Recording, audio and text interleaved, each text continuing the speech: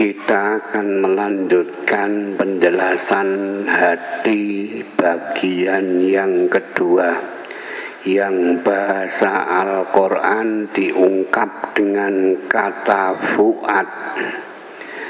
Kemarin kita bicara seputar sodrun yang juga dimaknai hati. Sekarang kita akan bicara tentang fu'ad. Fu'ad ini berlandaskan satu dasarnya, yaitu surat An-Najm ayat 53, singkat sekali. Maka dzabal fu'adu ma ra'a. Itu dasar pertama yang sangat pokok. Yang kedua, pendukung surat Al-An'am ayat 104. Qad ja'akum basairum mir rabbikum, dan seterusnya. Yang ketiga, sebagai pembanding, yaitu surat Al-Mu'minun ayat 78 yang bunyinya,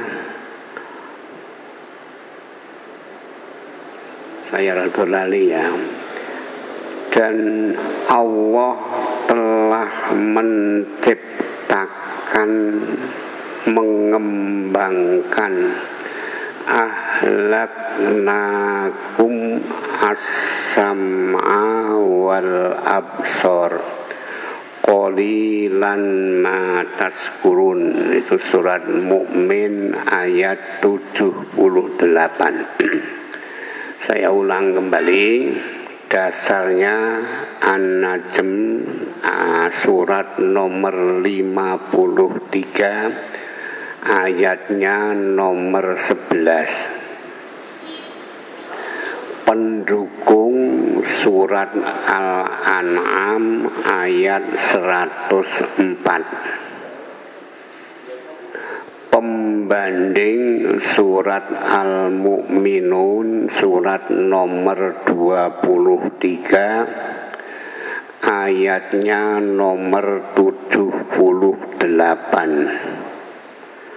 Huwallazi ansa'akum as-sam'a wal absara wal af'idah qalilan ma tazkurun. Mudah-mudahan tidak lupa. Baik, kita mulai saja sekarang dasar. Dasar itu artinya yang sangat pokok.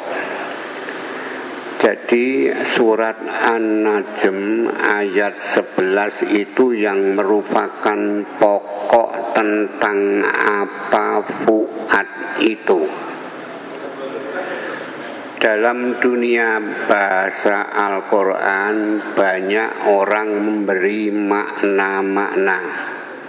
Ada yang memberi makna nurani, itu Departemen Agama banyak mengungkap kata fu'ad itu artinya nurani. Ada yang dibahasakan sekarang intuisi, itu juga ada, nanti akan kita jelaskan masing-masing. Ada nurani atau hati, ada kalanya juga mempunyai makna intuisi. Nurani atau hati kecil, itu makna-makna fu'ad. Nah, mana yang akan kita pakai nanti kita akan jelaskan lebih lanjutnya. Saya beranjak kepada ungkapan sebuah tulisan yang dikarang oleh seorang tabi'in yang namanya Hakim At-Tirmidzi. Hakim At-Tirmidzi itu menjelaskan perbedaan sodrun. Sodrun artinya pintu hati. Fuad diberi makna kemampuan membaca.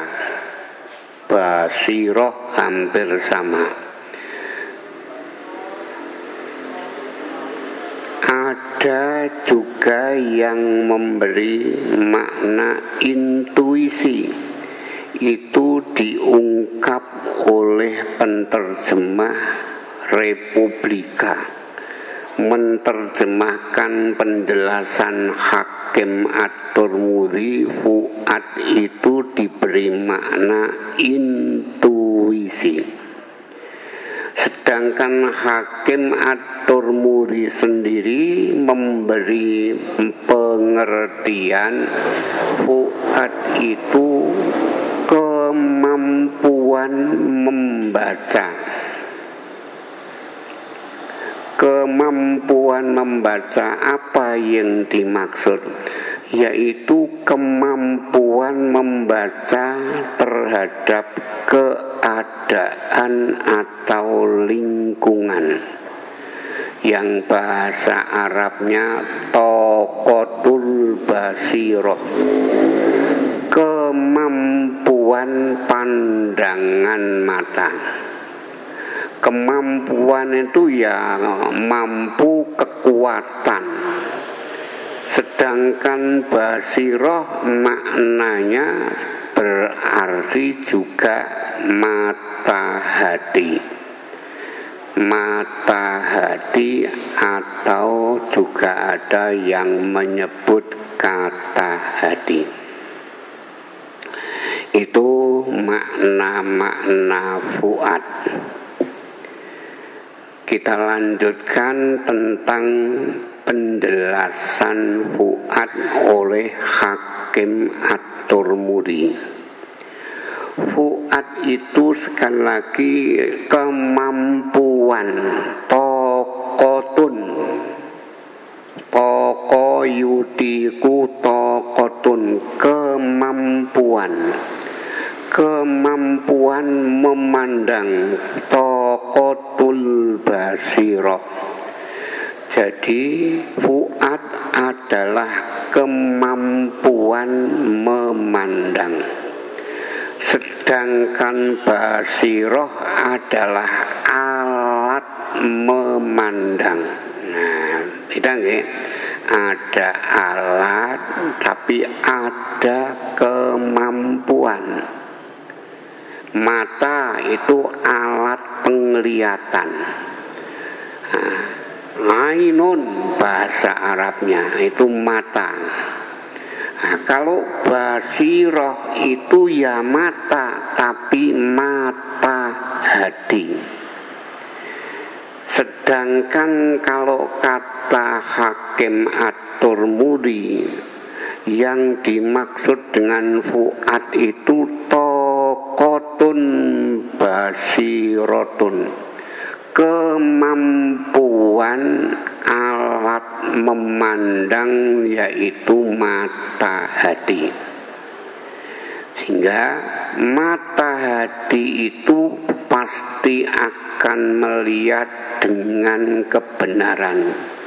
Dengan kata singkat, kata hati mesti benarnya. Karena yang memandang dengan mata hati, alatnya bukan sekedar mata. Kalau mata itu bisa tertipu. Jalan yang lebar itu semakin jauh semakin ciut, ya loh ya, mudah sekali tertipu. Itu mata kepala. Kalau mata hati itu mesti benarnya, sehingga juga sering diungkap dengan kata nurani. Nah, kemampuan mata hati yaitu kekuatan membaca alat yang namanya basiroh itu menjadi fuad, menjadi kemampuan, yaitu kemampuan membaca keadaan atau lingkungan.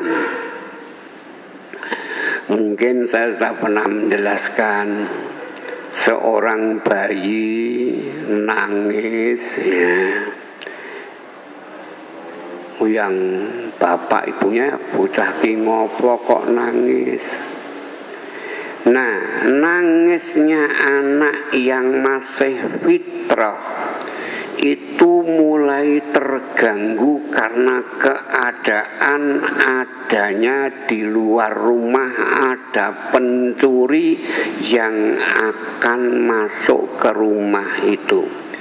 Maka bayi yang masih fitrah itu membacanya dengan mata hatinya, melihat di luar kok ada pencuri.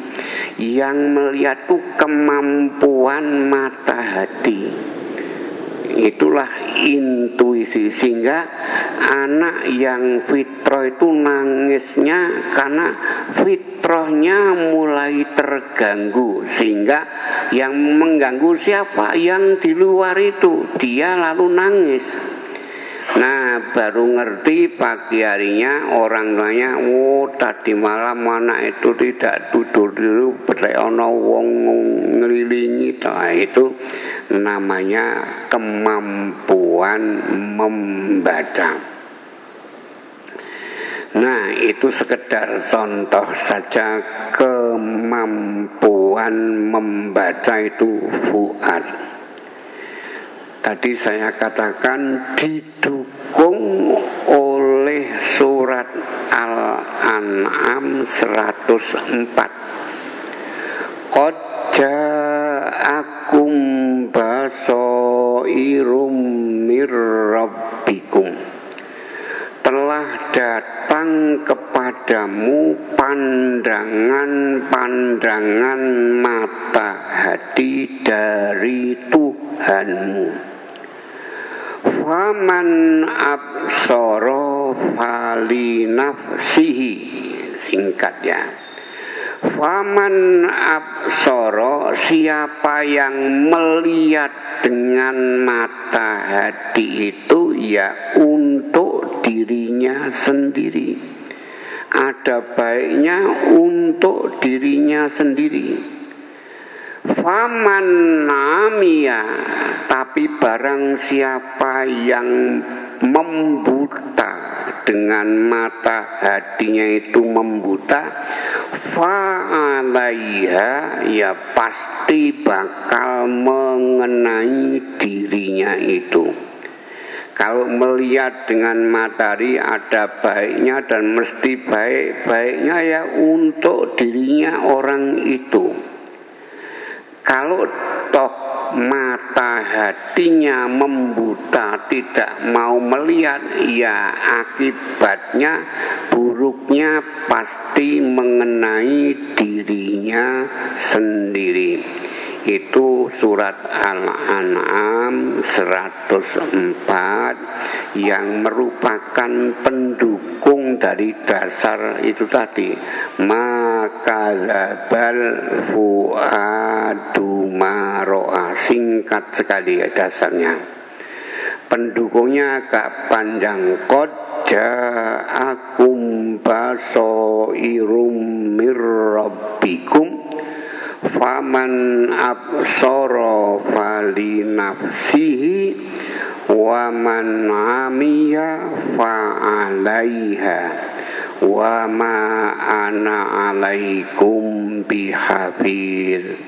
Saya tidak bertanggung jawab menjaga kepada kamu orang-orang yang tidak menggunakan mata hati itu.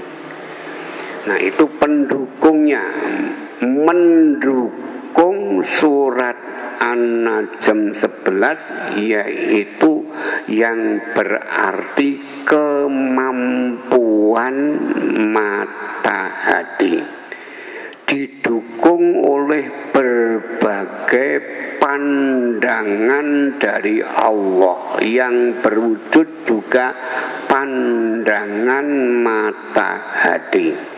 Ayat-ayat kauniyah, ayat-ayat qauliyah, itu semua menjadi bukti akan adanya Allah, dan fuad mesti mampu menerima. Nah, kalau fuad tidak bergerak mengambil langkah kepastian menerima, ya manusia tidak mendapat apa-apa. Fuadnya tidak jalan, ya tidak apa-apa. Kalau fuadnya jalan, menangkap kemampuan mata hati yang dilihat dalam lingkungan berbagai bukti, basairun mir rabbikum, pandangan dari Tuhanmu. Kalau fuad itu bergerak menangkap dan mau menerima, menangkap dan mau menerima, maka kolbun, lah ini nanti kita bicara kolbun, hati, kolbun bukan fuad, hati merespon fuad.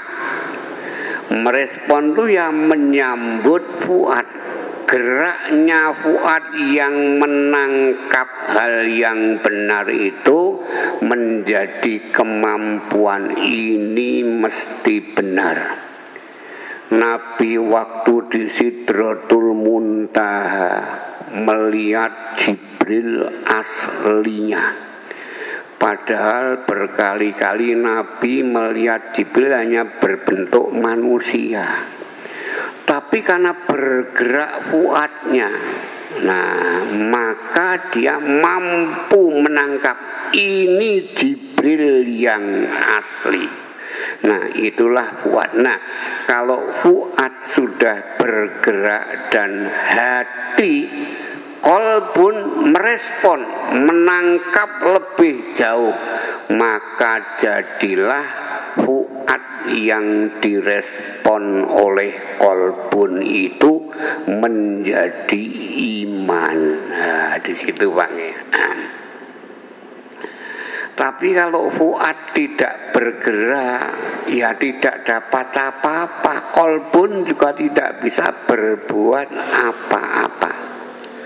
Itulah kemampuan fuad, mampu membaca lingkungan dan keadaan. Bagaimana lebih lanjutnya? Saya mengambil tulisan orang yang sangat terkenal, Ipo Santoso, yang merupakan seorang pakar tentang otak. Kemarin sudah sedikit bicara soal otak, nggih. Ada otak kiri, ada otak kanan, gitu nggih. Nah, itu pakar otak yang namanya Ipo Santoso itu memandang yang namanya intuisi bukan sekedar kemampuan membaca dengan tepat dan cepat, tapi lebih dari itu. Nah ini yang penting, intuisi juga merupakan kemampuan mengambil keputusan yang oleh Ipo Santoso ketajaman mengambil keputusan itu 1000 kali lebih tepat daripada kecepatan menganalisa, mengurai. Jadi mengambil keputusan begitu cepatnya.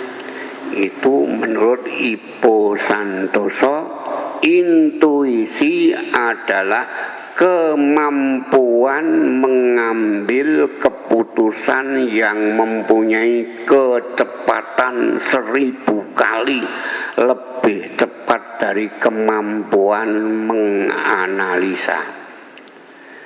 Maka kalau kita gabung dengan pandangan Hakim At-Tirmidzi, fuad itu berarti kemampuan membaca lingkungan, dan setelah dibaca segera mengambil keputusan dengan cepatnya.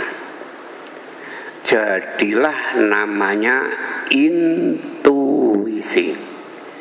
Nah, intuisi itu kalau menurut Ippo Santoso lebih lanjut bertolak lemangkat 1 dimulai dari fitrah, naluri, naturnya, aslinya.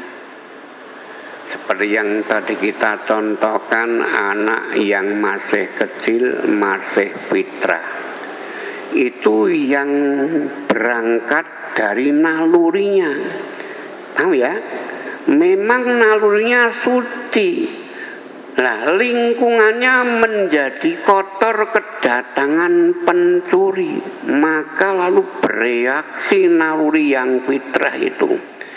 Nah, reaksinya berwujud nangisnya itu fitrah bayi. Mengapa menangis? Itu naluri bertitik tolak dari naluri atau dari fitrah.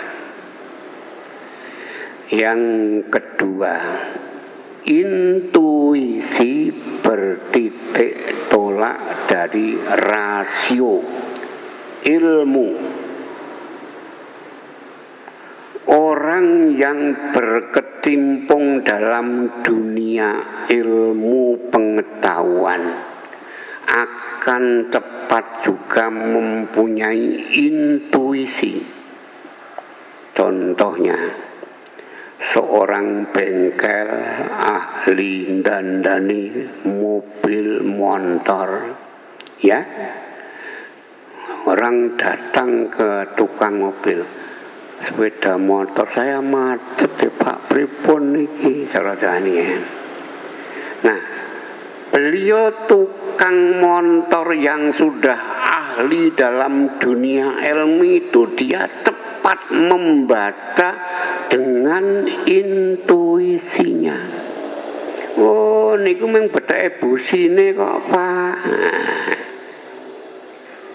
Nek liyane ra tek dong busine apa nek duwe anyar ra ngerti busi gitu nggih. Ning si tukang niku busine mati Pak. Jajal. Oh, nggih mboten mlethek mula ramuni. Lah itu intuisinya. Kalau meletek bunyi, masih datang intuisi yang baru. Nah, niku sajake krana beteke aliran bensinnya di kabulator tidak lancar.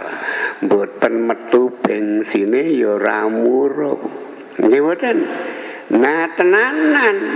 Nek kaburatornya reget ya ora muni-muni. Nah, itulah intuisi yang bertolak dari ilmu pengetahuan. Pun kalih nggih.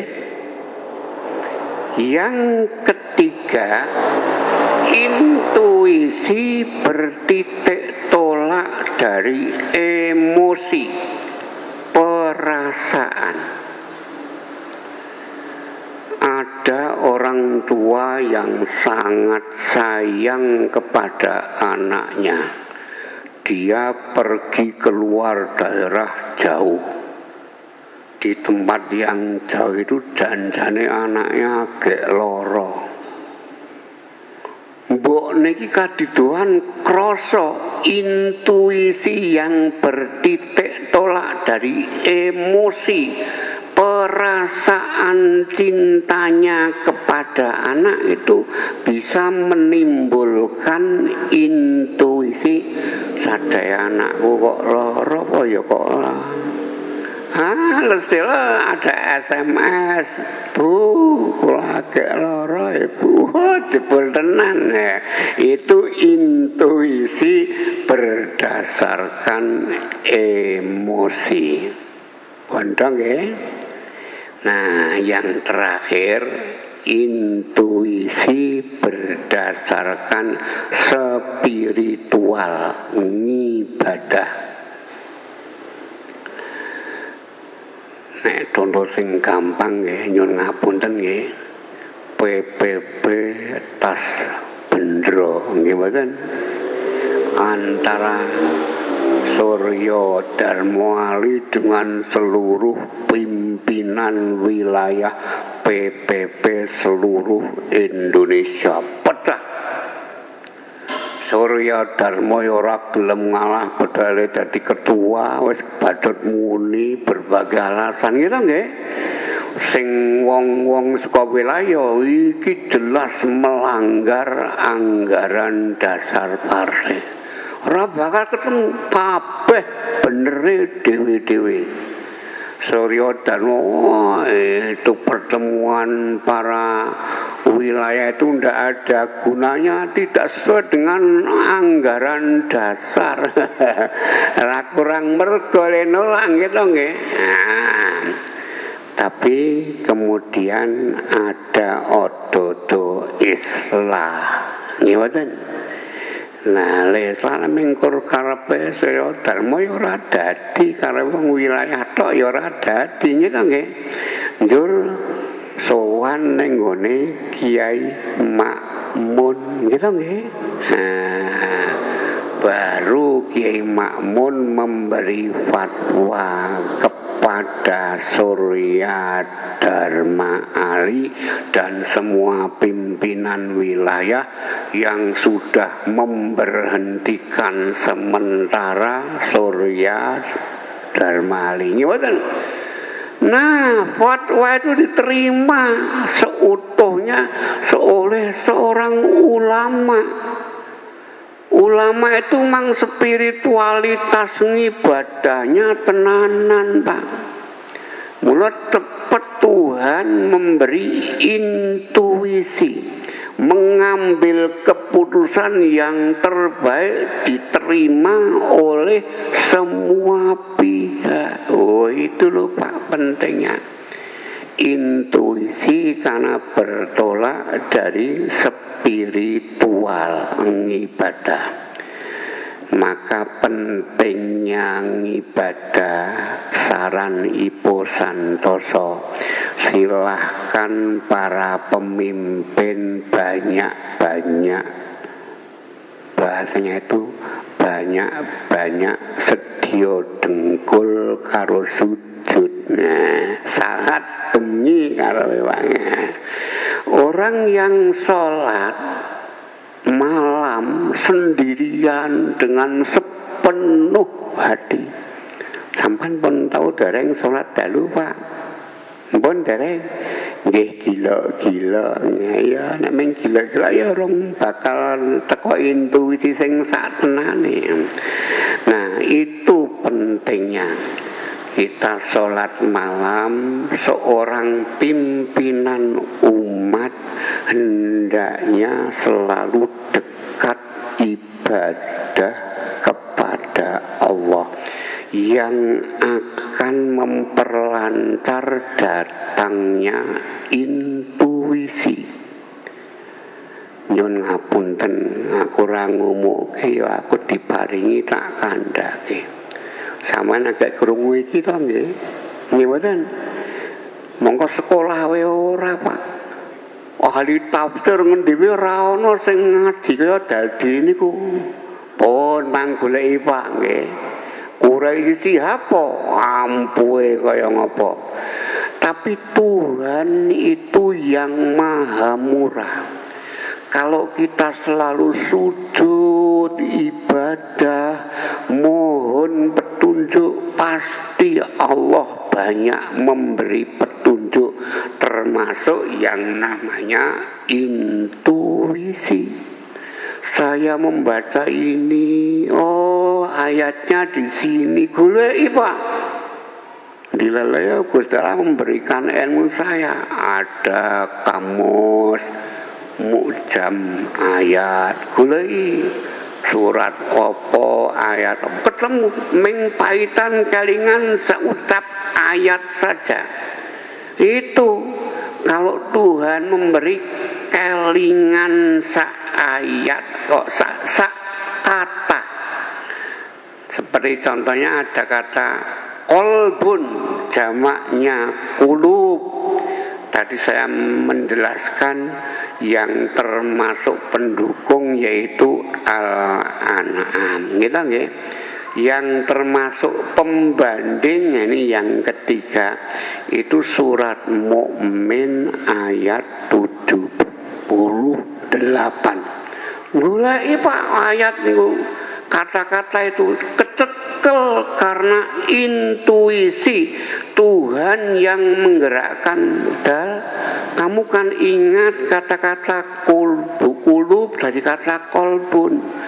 Maka dalam surat Mukmin itu Allah berfirman, huwallazi ansha'akum, maka lali ngarepe ya, huwallazi nasalahnya, huwallazi ansha'alakumul absara wal afidah.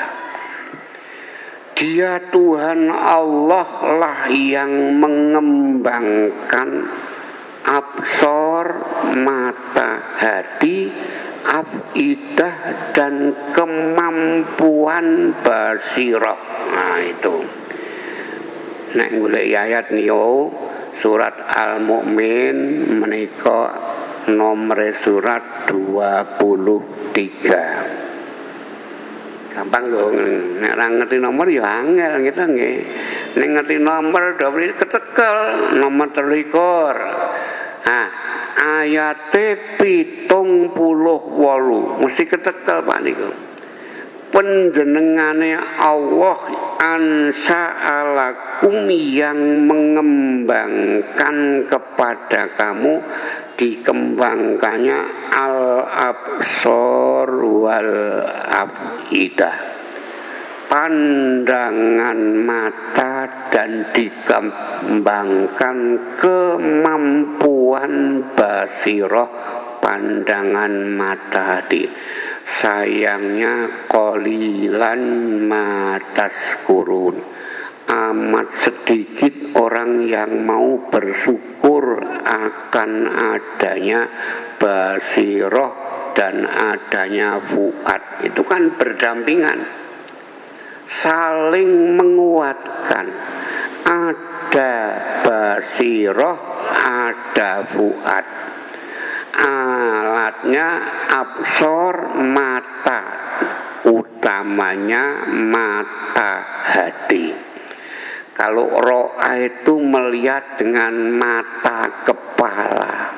Nek mata kepala itu isih kadang-kadang kapusan, ya do gelem kapusan. Nggih mboten nggih.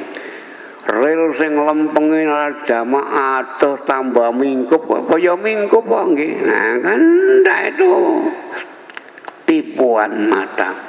Nah, jadikan pembanding antara mata hati dan kemampuan basirah, saling keterikatan. Itu yang penting.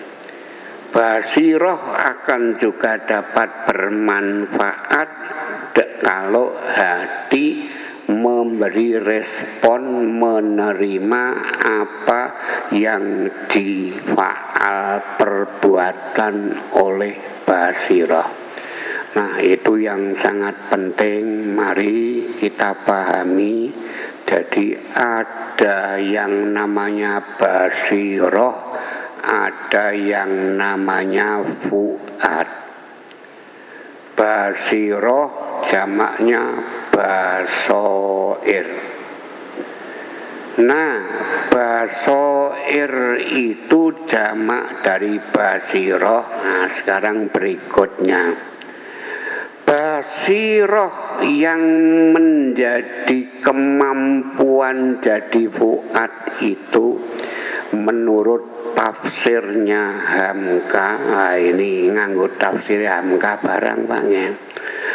Kalau Hamka menafsirkan Ja'akum basairum mirrabbikum itu diberi makna basair itu mempunyai makna 4. 1. Kata hati.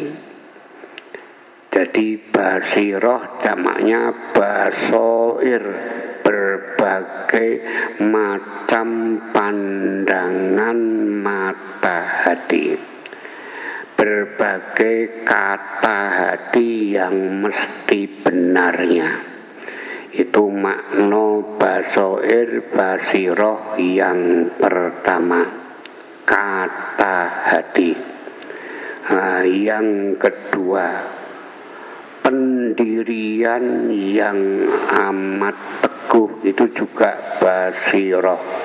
Orang yang mempunyai mata hati pasti diberi keteguhan pendirian, tidak akan mentra-mentre. Itu ora kala zaman saiki dede mone dadi anggota PPP ra kanggo ngalih melu ning timbuneng Demokrat. Nah, ini tidak punya pendirian yang teguh. Kenapa? Basiroh pandangan matinya sangat-sangat rendah, sehingga tidak memiliki kemampuan sama sekali. Kalau kita berorganisasi Muhammadiyah, nek mingkur elelu tidak atas dasar basiroh pandangan hati bener, bedake Quran hadis mesti bener. Ora kok limel ngarep bedake sekolahane oke. Nah, itu ndak ada. Ya lah jauh, Pak. Maka pendirian yang teguh itu memang bersumber juga dari basiroh. Jadi betapa pentingnya kita mempunyai kekuatan basiroh, kemampuan basiroh, sehingga pendirian yang teguh itu mampu menjadi intuisi satu waktu. Nah, itu makna basiroh yang jadi pendamping fuad. Fuad kemampuan mata hati, basiroh alat mata hati, beda Pak nggih. Ning berdampingan, saling menguatkan antara keduanya, sehingga orang yang mempunyai basiroh akan bisa meningkatkan menjadi fuad. Orang yang mempunyai fuad karena kemampuan basirohnya sangat tajam, sehingga mempunyai kemampuan melihat lingkungannya.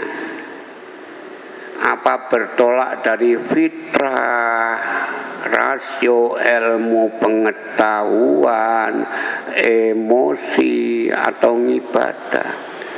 Saya dulu sudah pernah menyampaikannya, orang yang jajal montor mabur Sukhoi pun kita nggih siji mulih sing 39 numpak senenge Raja Mak.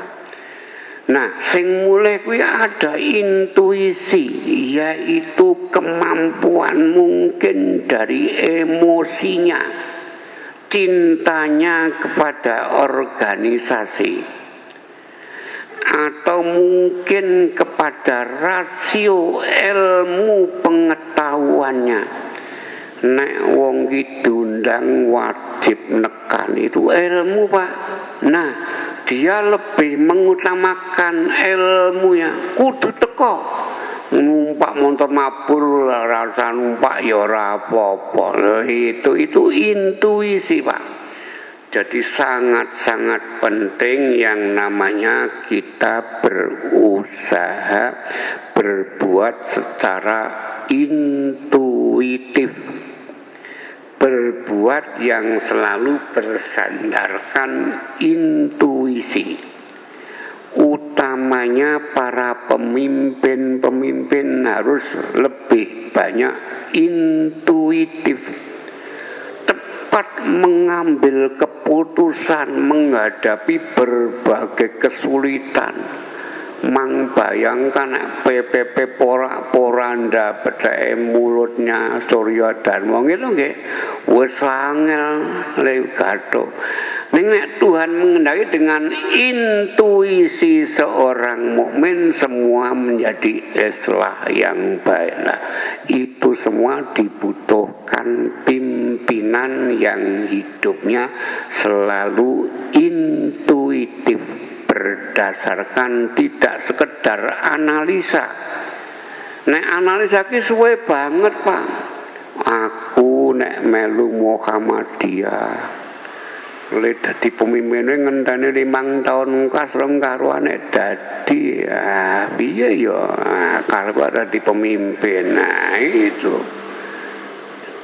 Tidak dasar intuisi, tapi kalau ilmu agamanya sudah mantap, Muhammadiyah itu Quran dan hadis mantap tenanan, akar lahir intuisi. Saya mesti membela Muhammadiyah jadi pemimpin Paura. Apalagi pemimpin semuanya bersikap intuitif. Nah, itu tadi intuisi yang menurut Hamka baru 2. 1 yaitu kata hati, 2 pendirian yang teguh. Masih ada 2 lagi yang lebih penting. Yang ketiga, ma'rifatul qati'atu. Makrifat yang putus, tidak bisa ditawar lagi pengertiannya. Ini yang paling benar. Ma'rifatul qat'iyah. Nah, apa makrifat? Nah, ini penting dalam dunia ilmu agama.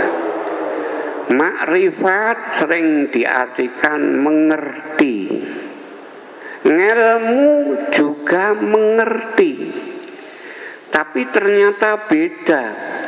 Kalau ilmu itu hanya mengerti garis besarnya saja, blegere.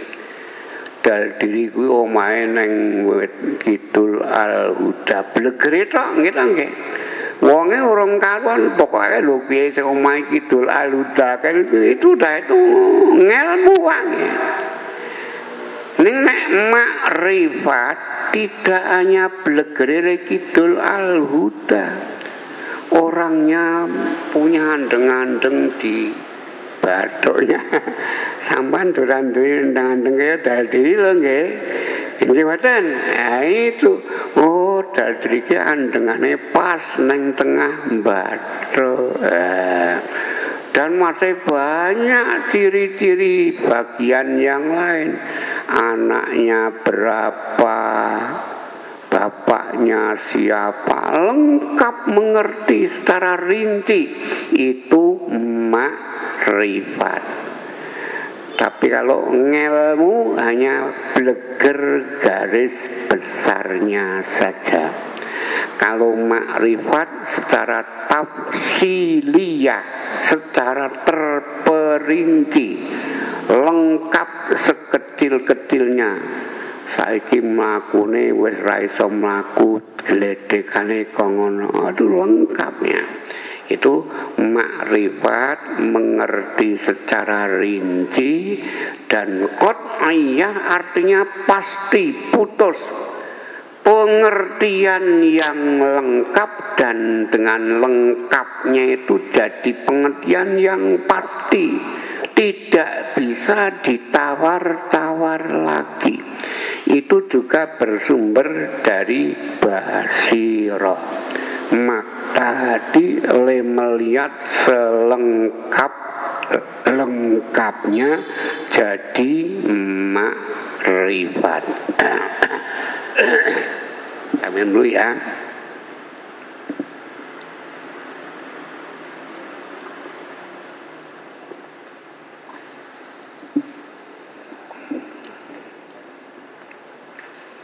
Yang keempat, hikmah. Hikmah itu dalam dunia ilmu, man yu'tal hikmata faqad utiya khairan katsira. Orang yang diberi hikmah berarti diberi kebajikan yang banyak sekali manfaatnya. Menika hikmah. Nah, seterusnya hikmah menurut ilmu yang diungkap oleh Ibnul Qayyim Al-Jauzi. Hikmah itu ada dua macam. Pertama, hikmah ngamaliyah, kebajikan yang dalam wujud pelaksanaan amaliyah prakteknya, yaitu orang yang fa'ala ma yambaghi, berbuat yang semestinya. Kedua, ala wajhi ma yambaghi, dengan cara juga yang semestinya. Yang ketiga, ala wakti ma yambaghi, itu yang pertama, berbuat yang sesuai dengan situasi dan kondisi yang pantas.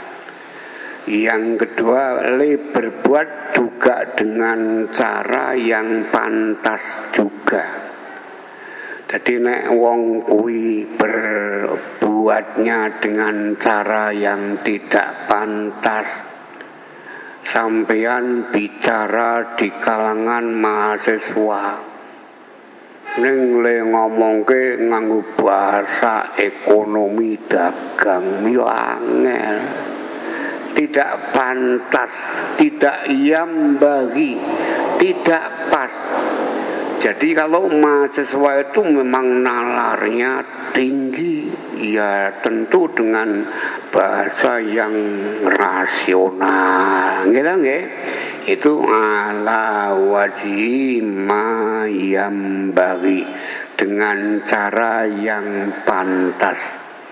Yang ketiga, ala wakti ma yambagi, waktunya juga tepat. Silaturahmi itu apik, ning teko jam 2 bengi ora pantes, nggih mboten.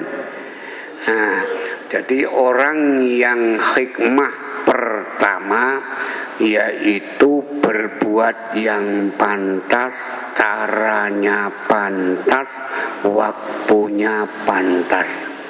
Jadi kalau saya ngomong di hadapan sekarang ini, memang yang saya minta pengajian itu orang-orang Muhammadiyah. Ya saya bicara Muhammadiyah yang seutuhnya kudu pas. Nek ngomong orang ngerti Muhammadiyah ya ora karuan. Nah itulah pentingnya hikmah yang pertama. Nah, sekarang hikmah yang kedua, angel meneh. Kalau bahasanya Ibnul Qayyim al-Jauziyyah, hikmah yang kedua disebut hikmah ilmiyah. Yang pertama hikmah amaliyah, bijaksana dalam perbuatan, berbuat yang sesuai dengan cara yang sesuai pada waktu yang sesuai. Yang kedua itu berbuat dengan ilmiah, ilmu yang dalam. Ilmiah dengan ngetop berbagai ilmu yang dalam. Maka lalu dibuat definisi minimal yang namanya hikmah ilmiah itu bawatinul asya. Itla'u bawati'ul asya, singkatnya membuka, membuka bawatinul asya, kandungan sesuatu, tidak hanya dilihat yang tersurat, tetapi orang yang berjiwa hikmah ilmiah mesti juga berdasarkan yang tersirat. Gitu nggih. Nek tersirat sing ketok wae. Nek yang tersirat itu yang tidak ketok, bawatinul asya, kandungan dari segala sesuatu yang tidak nampak. Jadi orang yang mempunyai hikmah ilmiah, kawan-kawan kita Muhammadiyah kudu punya hikmah ilmiah. Dal diri saya ora iso ngopo-ngopo, mlaku nek digledek. Ngene nggih. Niku lak sing kelihatan, yang tersurat, yang tersirat. Wah, jebulane ilmune ngomonge rong tau ana ahli tafsir kaya ngono kuwi. Nggih mboten, Pak? Nah, ini yang sangat penting, yaitu menggunakan hikmah ilmiah. Dengan ilmu yang dalam, orang akhirnya mengerti yang tersirat kandungannya. Meskipun tidak bisa jalan, tapi kandungannya, dia masih semangat bermuhammadiyah. Enggak, Pak. Semangat bermuhammadiyah niku tenanan. Kula buktake niki. Mbok iya PDM ki nganake pengajian tafsir. Dadi insyaallah duwe ngelmu titik ning ya insyaallah ilmiah. Kita baru soal membicarakan tentang penciptaan manusia dong nggih. Jolali judule penciptaan manusia. Dicipta dari bumi. Saya membaca tafsirnya penciptaan bumi ini pun mulai longko arang-arang wong rupaka niku. Jebul ana ayate tumitas kok bumi asal usule bumi, surat Fussilat ayat 9 dan 10 itu menyangkut penciptaan bumi. Dijadikan dua masa itu 6,5 miliar tahun. Fi yaumaini, dalam 2 masa. Nek miturut orang-orang dulu abad-abad ke-14 Hijriah seperti karangannya Imam Al-Qurtubi, Imam Zamakhsyari. Yang saya punya cuma itu, kitab kuno yang gede, Pak. itu dua masa itu memang gimana nih, Senin karo Ahad karo Senin. Bayangkan ning dengan ilmu pengetahuan yang diungkap oleh Lipi dadi kok ya duwe ya bukune cenono nggih. Nah sampean kepengin arep kaya dadi mang duweni tafsir Al-Quran susunan Departemen Agama lengkap 30 juz yang terakhir itu yang paling lengkap. Di sana ada tafsir yang disusun oleh Lembaga Ilmu Pengetahuan Indonesia. Itu baru keluar pada tahun 2012, agak rong tahun kepungkur. Lek tuh agak setahun kepungkur, agak ngerti Pak. Wah, sudune ono. Aku duwe duit tak tuku regane. Moto dulu permulaannya, siapa pengarangnya. Niku ketemu orang yang namanya Lipi itu ikut menafsirkan tenanan surat Fussilat di antaranya, dan masih banyak mangga yang berkait dengan ayat-ayat kauniyah. Insya Allah orang tak nenggo ngaji Pak. Nah itu ya. Nah kembali tadi itu yang namanya hikmah ngilmiyah. Hikmah yang berdasarkan ilmu, yaitu hikmah yang melahirkan pengertian yang tersirat. Itu yang penting. Senajan kae loro ning ganjarane gedhe kuwi yang tersirat le sabar kuwi itu ya. Nek loro tetep loro. Nah, tapi yang tersirat itu ganjarane le sabar. Kae ketok ora loro ning kurang ajare raja mak ya ora entuk apa-apa. Nah, itulah pokok-pokok pikiran yang terkandung di dalam basair tadi, basirah. Jadi intinya kita bicara fuad. Fuad itu dasarnya An-Najm 11. Pendukungnya Al-An'am 104. Pembandingnya Al-Mu'minun 78. Itu yang menjadi dasar. Adapun keterangan sampai ada titik tolak intuisi itu dari fitrah, dari rasio, dari emosi, dari ibadah, itu buku yang lain.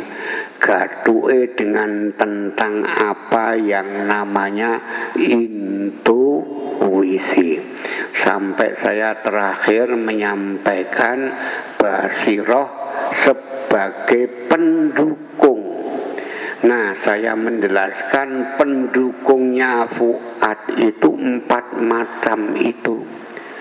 1, kata hati. 2, pendirian yang teguh. 3, makrifat yang putus.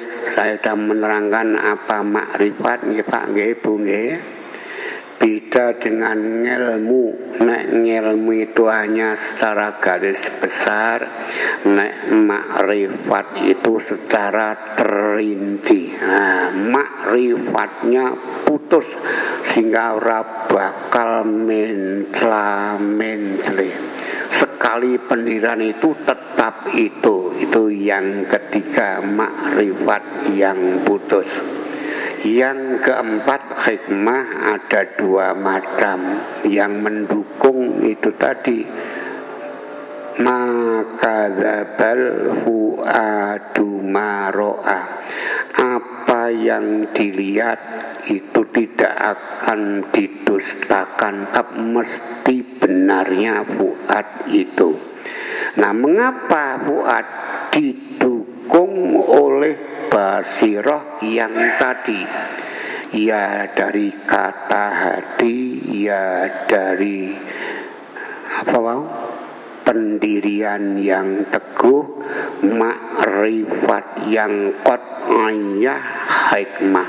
Itu menjadi mendukung adanya namanya fuad tadi itu. Nah, kalau fuad itu didukung oleh itu yang 4 hal utamanya tadi itu, hati lalu juga merespon, menerima, maka jadilah keimanan. Iman itu keyakinan di dalam hati, ikatan di dalam hati yang tidak akan lepas insya Allah. Pun pas jame pun jam 09.00 nggih. Nah, nanti kita akan teruskan topik yang ketiga, qalbun, insya Allah. Kalau masih hidup dal diri mau sampean dhisik mau kula dhisik. Ngadina nggih. Mekaten assalamualaikum warahmatullahi wabarakatuh.